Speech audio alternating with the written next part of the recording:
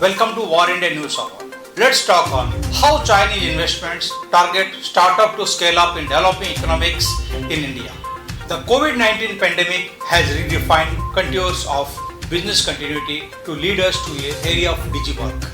The demand placed on digital infrastructure has soared drastically. At the same time, the Chinese investors have been making their presence felt in a big way in the Indian startup ecosystem over the last few years. However, the recently amended FDI rules and the straining relationship following the recent border conflict between both the countries are likely to add roadblocks for Chinese investments in Indian startups. With the majority of the big companies in China being state-owned, acquisitions of investments is distracted assets by these companies during COVID-19 pandemic are seen as a potential threat and politically motivated move. In view of this, India amended its FDI policy in April 2020, which mandates government approval for all investments from nations with which it shares boundaries. Hence, with the amended FDI regulations, the companies heavily backed by Chinese investments are in a state of uncertainty for the capital raising. Meanwhile, the Startup Association of India requested the Ministry of Commerce and Industry to review the amendments and sought startup raising money from existing Chinese investors to be kept out of the purview of this law. However, irrespective of the outcome, Chinese investments are likely to be clamped down at least for some time, with the latest border dispute taking anti-China sentiments to a new high. Indian startups are most likely to turn towards such non-Chinese investments. Let's see to the headline in VARINDIA. BharatPe enters POS business, brings benefits for merchants. As many merchants prefer the QR code based payments, BharatPe has entered into the point of sales business. The company has signed agreement with Pine Labs, MSY, Innovity, Jio and PhonePe and Paytm. They have launched their POS machines. The POS machine will be renamed as Bharat Swipe and won't change any fee from merchants. Yatra lays off 400 employees and many more to follow. The lockdown has impacted the travel industry drastically with no visible signs of recovery in the near future, which has taken a blow due to COVID-19. Yatra has reportedly decided to lay off around 400 employees and has furloughed another 600 workers. This development has come post the termination of its pending merger agreement with Epix.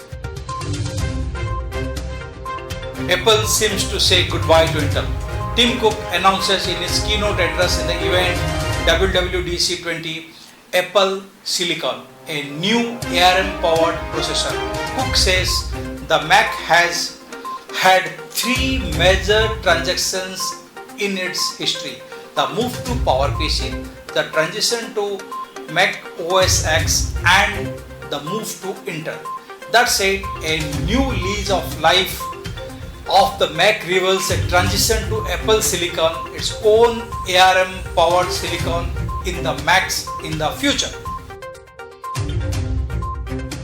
Labeling country of origin on gem is mandatory. All leading e-commerce companies are advised by the Department for Promotion of Industry and Internal Trade (DPIIT) for displaying country of origin on the products sold on their platform. The development comes soon after the government made it mandatory for sellers to disclose the country of origin on the product they list on its e-procurement platform, Government e-Marketplace. Zomato inks with Vodafone Idea to do trial for drones. Zomato has entered into a partnership with Vodafone Idea to conduct the experimental flights beyond visual line of sight drones. Vodafone Idea would provide LTE support to Tech Eagle's drones. The drones will be powered by Vodafone Idea SIM that would help to collect relevant data for future optimization. Domestic firms wrote to PMO for clearing dues from BSNL. It is true that without funds, an organization cannot become Atmanirbhar Bharat. Homegrown telecom equipment makers and suppliers have sought the intervention of Prime Minister Narendra Modi in clearing long-standing outstanding and alleged that the top officials of the Ministry of Finance were blocking state-run BSNL sovereign guarantee worth of 15,000 crores, causing the telco to further drag dues worth to 20,000 crore. Airtel upgrades security to face any kind of cyber attacks. Certain recently put up an advisory against likely phishing attacks. There is a potential surge in cyber attacks such as DDoS, malware attacks and defacement of websites. The Telecom measure is to pull up its socks by upgrading the SOC to a higher threat level status for the next 5 to 7 days. The telecom operator has asked its business enterprise customers to take proactive steps in the wake of growing cyber threats.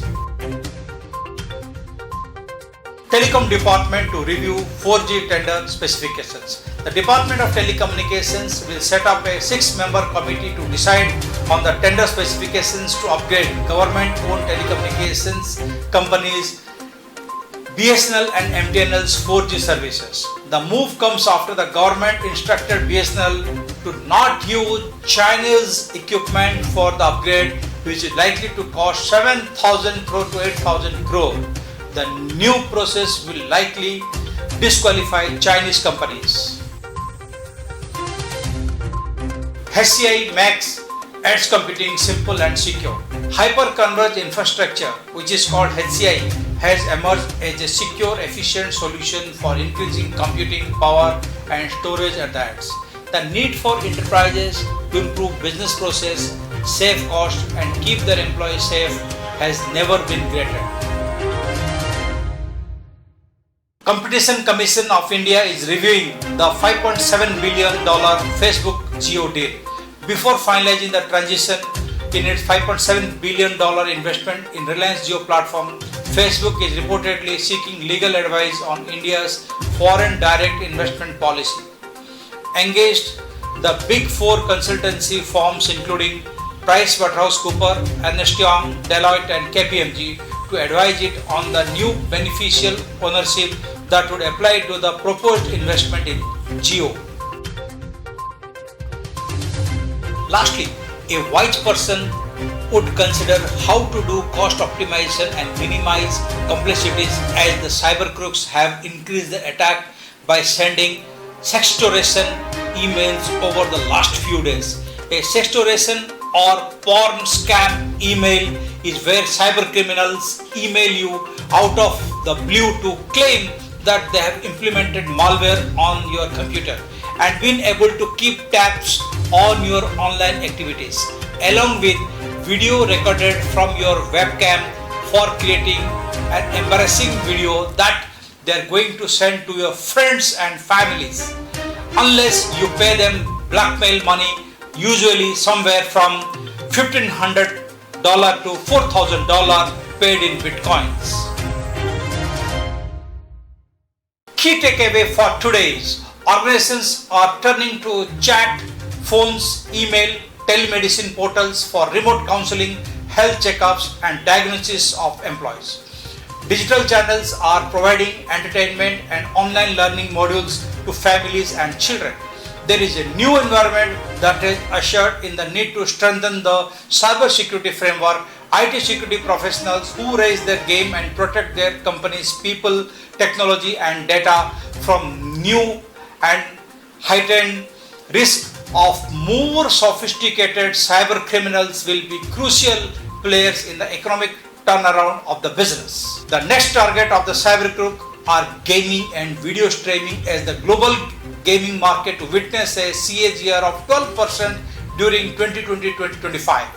Players will spend $4.5 billion on gaming in 2020.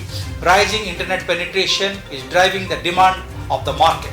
Developers are trying to stop hackers who search for vulnerabilities in a game's code and use it to get special advantages called cheats. Last but not the least, to secure the infrastructure, many organizations are frantically moving towards cloud computing and software products. As per a data of IDC, 64% of organizations in India are expected to increase their demand for cloud computing, while 56% are expected to demand for cloud software to support the new normal. That is it for the day, and do not forget to like, share, comment and subscribe to VARINDIA News Magazine. Please download the VARINDIA app for the latest news and updates, which is available on Google Play Store. Stay tuned for more updates. Thank you very much.